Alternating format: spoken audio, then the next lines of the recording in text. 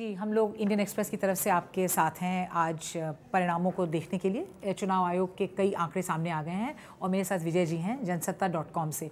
विजय जी, ज़रा बताइए क्या आकलन बन रहा है देख कर ये?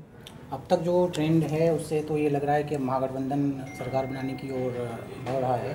और जो 5वें राउंड का अभी चुनाव आयोग से जो ताज़ा ट्रेंड आया है उसमें बताया जा रहा है कि महागठबंधन को 135 सीटों पर बढ़त मिल चुकी है।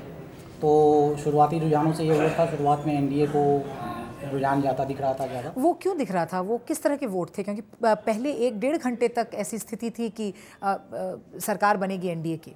वो शुरुआत में जो गणना हुई वो उन ज़्यादातर शहरी क्षेत्रों की गणना हुई, और जो रुझान भी आने में समय लग जाते हैं ग्रामीण क्षेत्रों से, तो ग्रामीण क्षेत्रों से जब रुझान आने लगे तो फिर ये ट्रेंड तुरंत बदल गया और महागठबंधन की ओर जाता लगा ये पूरा रुझान। जी, अभी जो आंकड़े सामने हैं 160 सीटों के रुझान सामने आए हैं और 46 सीटें हैं बीजेपी की और आरजेडी की लीड्स इसमें परिणाम नहीं है और 45 है जदयू का।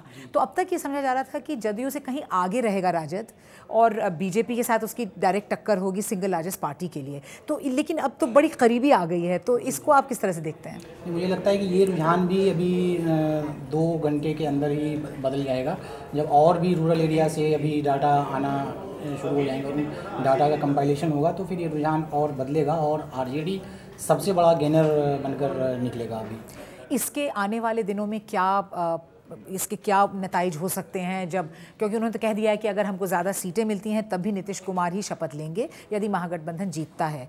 तो उसके बाद ये जो हम लोग देख रहे हैं ब्रेकअप जो है पार्टियों के बीच का, इसमें जो ऊंच नीच है इसका कोई असर पड़ेगा आगे? नीतीश कुमार का सीएम बनना तो तय है, चूँकि महागठबंधन की ओर से वो एक तरह से सीएम कैंडिडेट रहते हुए चुनाव लड़े हैं।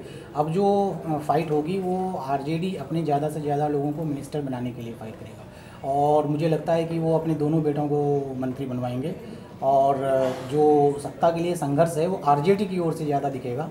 और जेडीयू को इसका नतीजा इस रूप में भुगतना पड़ सकता है कि जेडीयू के अंदर जो लोग हैं उनके वो एकोमोडेट होने के लिए ज़्यादा कोशिश करेंगे और उनको शांत करने में जेडीयू को मुश्किल आएगी, क्योंकि आरजेडी का दबाव झेलना उनके लिए आसान नहीं होगा।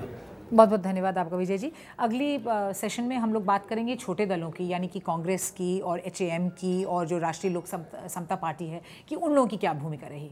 तब तक